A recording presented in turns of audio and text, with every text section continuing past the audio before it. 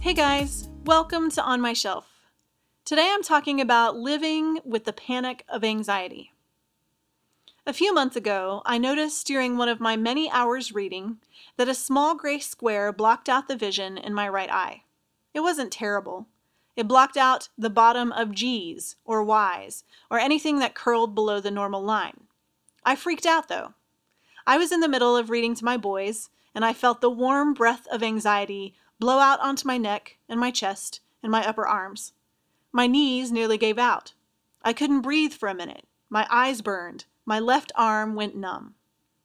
I'm familiar with these symptoms, of course.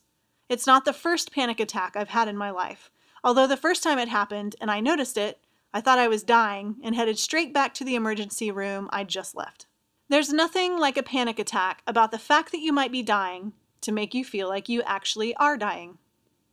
I've lived with anxiety all my life, although I didn't really know what to call it way back when. I only know that when my mom was more than 5 minutes late to pick me up after my middle school volleyball practice, my mouth would go dry, my eyes would gush, and my brain would sort through all the information it could grasp so that I would survive. She was probably dead on the side of the road, but I would pick up the pieces. I would take care of my brother and sister, even though I was only 11. I would quit school, get a job, make sure we could eat. But first, I had to walk myself the 6 miles home. And I'd start. And then she'd drive up, asking what in the world I was doing walking down a highway. And I would turn my face to the scene outside the passenger window so she wouldn't notice my panicked crying, or the way I was breathing all weird, or the exhausted relief I felt on seeing her. If husband is a little late coming home, and I don't hear from him, and he doesn't answer his cell phone when I call, I panic. If bad news comes, and we don't know if we'll be able to put food on our table this week, I panic. If I notice anything different about my moles, or my vision, or the way I happen to feel today, I panic. Sometimes the anxiety drags me under. That happened a couple of weeks ago. I was on sabbatical, not doing any writing. I was supposed to be relaxing because it was my anniversary. 13 years we'd been together, and all I could think about was the small gray square in my eye. I thought about it when I woke, and when I made lunch, and when I went to sleep at night. I tried to figure it out. I worried endlessly about the MRI my doctor ordered just to make sure everything was okay. I was sure it would be everything I feared most. It wasn't. But I spent hours and hours of my time worrying that it was. I could not stop the worry. It was a deep, dark ocean that reminded me of the same ocean I'd almost drowned in when I was 3. A riptide caught me and pulled me out to sea. I still remember it like it happened yesterday. The brown, salty water would cover me, and then it would spit me back out to look at the perfect blue sky and feel the burn of the sun on my face just long enough to make me think that maybe I would make it, and then the sea would tear me back under. Anxiety is the sea that tore me back under 2 weeks ago. Everything is normal. It's possible that anxiety is the reason for this small gray square. It's even possible that I imagined it, and now that I've imagined it, it won't go away.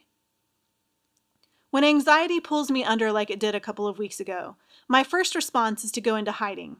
There's something shameful about not being able to handle your everyday circumstances when they're this good.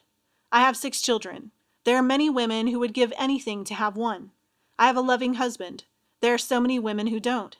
I have a roof over my head and food on my table today. Not everyone does. But those things do not change the reality of anxiety for me.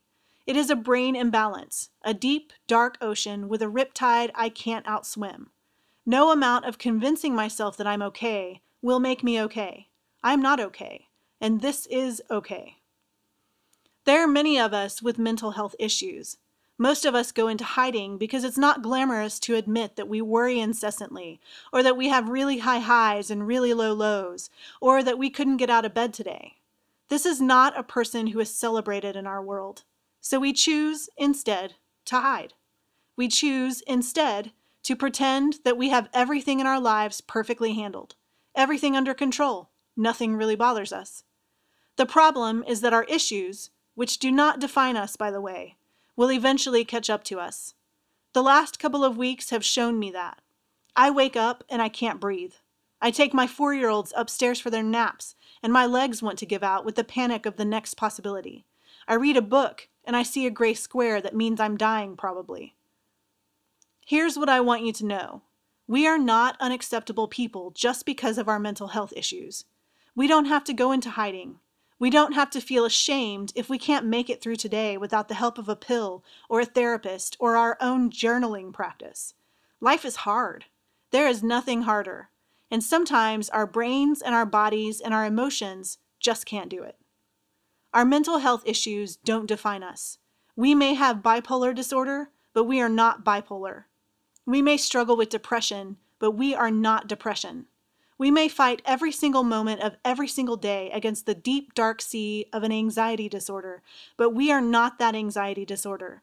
So we have no reason to hide away and pretend we are someone different, someone better, someone more acceptable to the world's people.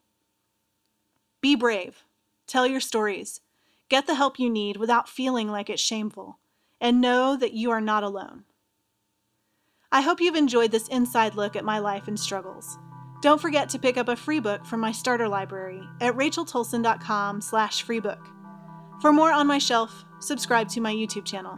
Thanks for watching.